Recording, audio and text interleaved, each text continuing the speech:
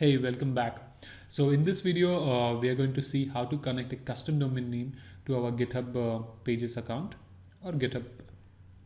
So basically what we are going to do is I've already purchased a domain name called jekyll-blog.com and I'm going to connect that to my GitHub pages. So if you look at our current GitHub pages, so I'll just show you how to check the current pages URL. So when you go into settings, you can see currently our GitHub website is hosted at this URL, which is a very bad URL, but you can see the website is loading perfectly fine. But what I'm going to do is I'm going to change this to a new domain name. So you have to go to your repository and click on this plus icon over here. Make sure you're into GH pages. And we are going to name this as CName, and all you have to do is just type the domain name over here. I'm going to type it jekyll-blog.com, and that's it. I'll just save this file, added domain name. So basically we are committing file directly from github.com website. You can do the same thing locally over here, but you have to sync the file again. And this CName file has to be CName, all words, all letters capital, and it doesn't have any extension. So once you have added this, go to your settings and make sure it's reflecting the same. So now it says your site is published as jekyll-blog.com.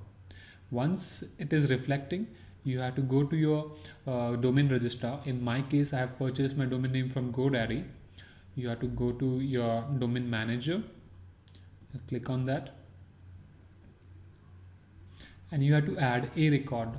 So basically a record is this IP address over here, and go to DNS zone, add an a record entry. I have already added one IP address. I'll add one more IP address over here.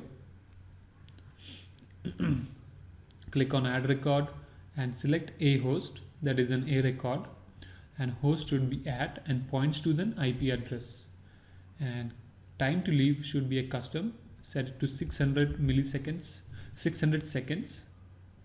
and just click on finish. Okay, you have to click on save changes. Okay, make sure you're adding either one of these IP addresses or both the IP addresses for best purpose and best use. Okay, once you have added this, go back to your GitHub account, open this URL. Okay, but I would like to tell you this, it might take 30 minutes to reflect the changes. Let's see this. Okay, right now it says the website is not available over there. As I said, it might take 30 minutes. So we'll check in the next lecture how the pages are working.